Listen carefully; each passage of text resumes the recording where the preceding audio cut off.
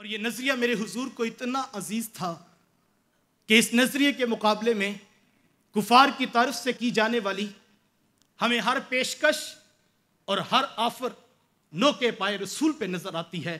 زمانہ وہ منظر کبھی نہیں بھول سکتا جب دہلیز ابی طالب پر سرداران قریش مجبور کھڑے ہیں، وہ جو کل تلک میرے پیغمبر کی بات سننے کے روادار نہیں تھے، آج نظریے کی طاقت نے ان کو منت بھرے لہجے سے یہ کہتے ہوئے دیکھا ہے کہ اے ابو طالب، اپنے بھتیجے سے کہہ دو ہمارے بتوں کو جھوٹا نہ کہا کرے،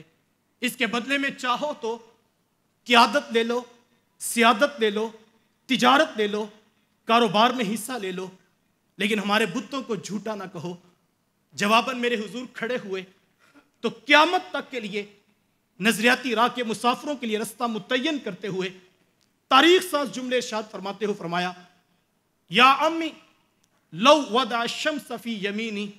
والقمر فی یساری علی ان اترک علی هذا الامر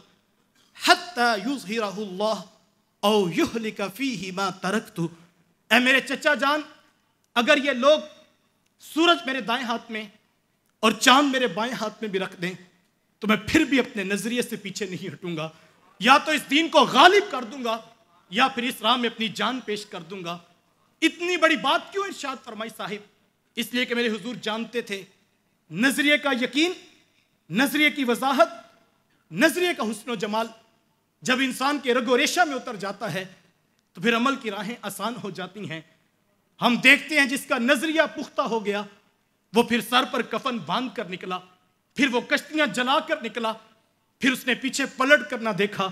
پھر اس نے یہ نہ سوچا میں کس قبیلے کا چشم و چراغ ہوں، میرا نسب کتنا اونچا ہے، میرا حسب کتنا عالی ہے، میری پوشاک کتنی قیمتی ہے، تجارت میں میرا ایک نام ہے، عقل و فہم میں میرا ایک مقام ہے۔ ہاں پھر اس نے یہ نہ دیکھا کہ میرے مد مقابل میرا باپ ہے یا کہ میرا سگا بھتیجا، پھر وہ بھلے مکے کا دانشور ابو بکر ہو یا خطاب کا جری جواں بیٹا عمر ہو، پھر وہ خوش پوش نوجوان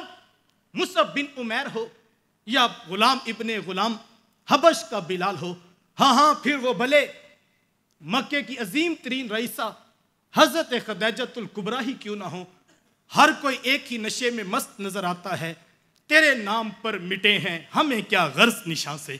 تیرے نام پر مٹے ہیں ہمیں کیا غرض نشاں سے۔ جی حضور والا،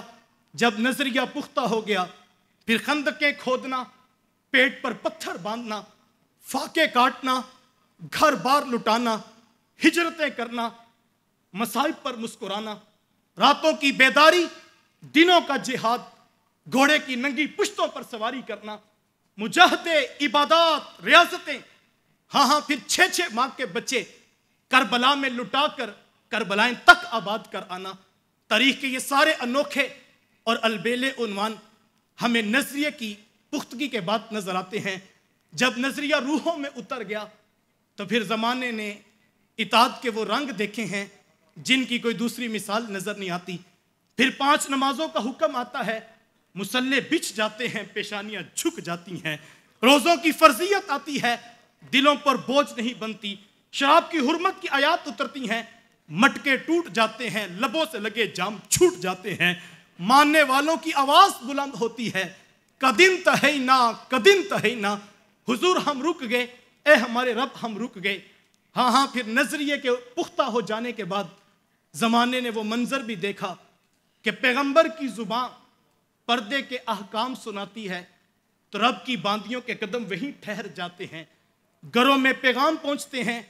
ہماری چادریں جلدی بھیج دو،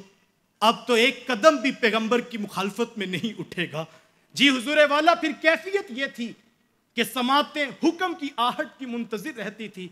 کب ہمارے رب کا حکم اترے ہم اس کو روحوں میں اتار لیں۔ پھر وہ صرف نام کے مسلمان نہیں تھے، ان کی ترجیحات تک مسلمان ہو چکی تھی، دل و نگاہ میں اسلام کا حسن چھا جاتا ہے اور سوچنے دیکھنے کا انداز اسلام بن جاتا ہے۔ پھر ان کی ترغیبات، ان کے مفادات، ان کی ترجیحات، ان کی دلچسپیاں، ان کی دوستیاں اسلام کے دائرہ محبت میں آ جاتی ہیں۔